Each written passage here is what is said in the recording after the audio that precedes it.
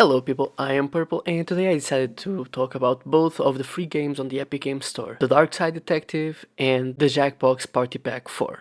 I didn't really have enough time and people that I know that would be down to play Jackbox 4, so I kind of didn't really test that game. I watched a couple of videos, I read a couple articles, and the little bit I will speak about it, it's based on that, and I will not have background gameplay about that. It's just going to be about the first mission of the Darkside Detective. So, spoiler alerts for that one, but it has 6 missions, so one of them is not too bad. But either way, if you don't want that, just go and play it for yourself. First, let's talk about the Darkside Detective. In this game, you follow the supernaturally inclined and often kind of funny investigations of Detective Francis McQueen alongside the police officer in charge of the cases. That ends up being your functionally useless sidekick slash partner, Patrick Dooley. This is a point and click puzzle game made up of many levels, each relating to a different investigation that might or might not all be related to some otherworldly forces. As the game goes on, you figure out what Twin Lake City is about, as well as what the dark side might be hiding. In my opinion, the game is a lot of fun. The levels I've played so far, I've played most of them but not all, seem to make the puzzles easy enough to figure out without them being so simple that you can just get them randomly. The fact that you need to use objects that are strewn across the map, the level, to find ways to progress is very cool in making the investigation that you are doing more intentional. And in this way, it is just easier to be wrong about the way to solve something, so sometimes you just need to click a little bit around until you find something. That has happened to me on one of the levels at least. But if you pay attention to the story, to the dialogue, and to the items themselves, you can usually figure it out. So far I haven't found any ways to softlock myself, so I assume that is kind of impossible. However, if it is possible, you always have a reset button that you can restart your current level from zero, so yeah. Well, the graphics of this game might not make me go wow, they are enough for what you are playing. This is very much a pixel art game, so yeah. The stories being told are fun and have a good deal of appeal to most people, at least as far as I think.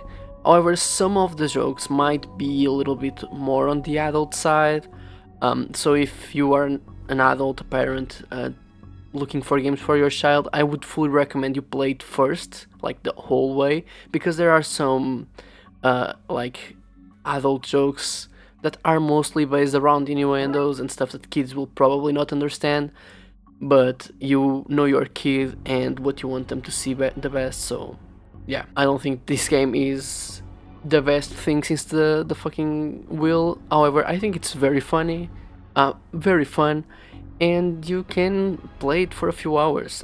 I doubt the replayability is good because once you figure out how to solve the mysteries, you kind of don't really need to figure them out again because you'll remember them. But I find it fun so far, and I do recommend you go to check it out, especially if you are into this type of point and click slash puzzle games. Go and check it out, it's fine. About the Jackbox Party Pack 4, as I said in the intro, I didn't really get the chance to play it because I couldn't really make time to get a group of people large enough for it to be fun together to record. So this is mostly based on what I read and watched online.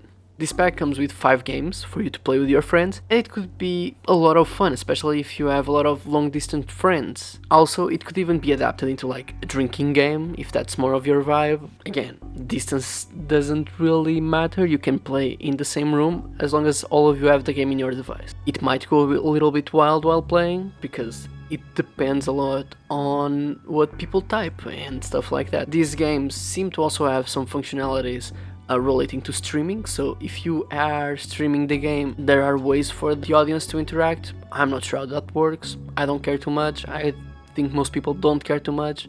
It's not really my intention to test this streaming side of the game, so even if I had the group of friends right now together to go play it, I will not really test the streaming part because I don't stream. Again, these games are free on the Epic Games Store until the 11th of December, and if you found them interesting at all, you could just go and get them into your library. It's free again. You don't need to play them now, you can play them just in a few months or just have them in your library in case you feel like it one day. A lot of the games that I currently play are because of that, like free game every week that Epic likes to do, so check it out. I recommend you go and get both in your library because like it's always easy than just letting it go and then the game's being like $20 in a week and you wanting to play it because your friend did get it for free, you know. I hope this was a little bit informative and hopefully it got you to check those games out for yourself, even if just like to watch a couple people actually play these games. Especially the Jackbox, like I did not give it a fair shot at all, so you might just go and test it, like, or check someone actually playing it. The other game, the Darkside Detective, I actually had a lot of fun playing it, and yeah, I hope you have fun too if you do play it. If you have games that you know that are going to be free like next week and you want me to like talk about them, that's also chill, even if it's in a different platform. I've been doing the Epic Game Store because that's what I use. Like my main game is Fortnite, that's what I play for fun. If you have criticism, whatever, I'm very open to that. I know my editing sucks, I know my recording sucks, but it is what it is. Bye.